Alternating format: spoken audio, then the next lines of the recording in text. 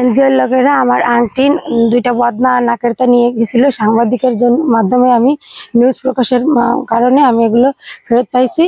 আর আমি এতে অত্যধিক খুশি। তাদের পর আমার কোনো রাগ অভিযোগ নেই।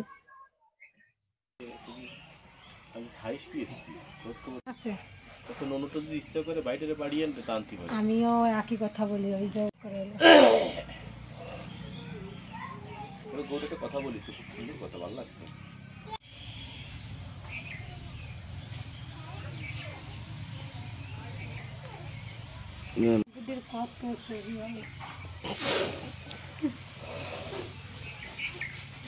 আর যেটা যে কালকে আইছিল না কোভিড বেশি ওটা ডিভোর্স হবে, চাকরি না গেলে ডিভোর্স হবে। স্যার আমি যারা আসছে না আগে কই দেবেন যেন চাকরি দাও, খুশি করে চাকরি দাও।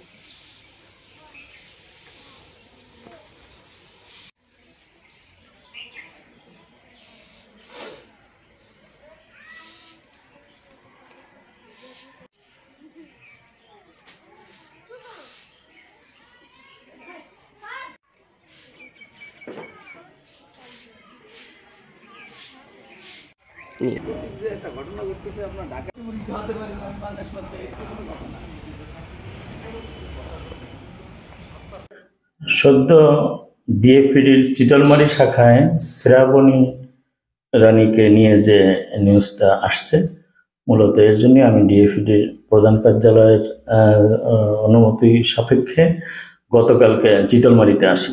শ্রাবণীর রানীর সাথে কথা হয়। মূলত ঘটনা ছিল গত মাসের শেষের দিকে শ্রাবণীর বাড়িতে আমাদের ফিল্ড অফিসার যায়। শ্রাবণীর স্বামী দীর্ঘদিন বাড়িতে না থাকায় উনি মূলত আয়ের উৎস না থাকায় উনি একটু অভাবে থাকেন। কিন্তু মাসের শেষে যখন কিস্তি চাইতে ফিল্ড অফিসার যায় তখন উনি কিস্তি দেওয়ার আগ্রহ থাকে, কিন্তু ওনার কাছে টাকা নেই।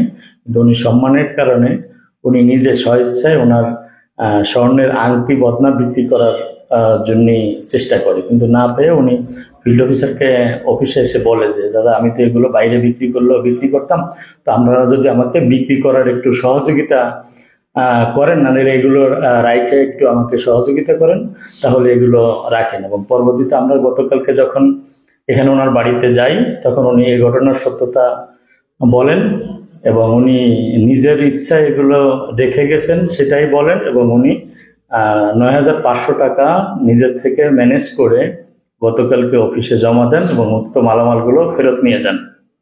আর এ ব্যাপারে আমাদের হেড অফিস থেকে একটা তদন্ত কমিটি গঠন করা হয়েছে এবং বিষয়টা যেহেতু বিচ্ছিন্নভাবে নিউজ হয়েছে তাই এখানকার ফিল্ড অফিসার এবং ব্রাঞ্চ ম্যানেজারকে সাময়িকভাবে বরখাস্ত করা হয়েছে এবং ৩ সদস্য বিশিষ্ট তদন্ত কমিটিও গঠন করা হয়েছে।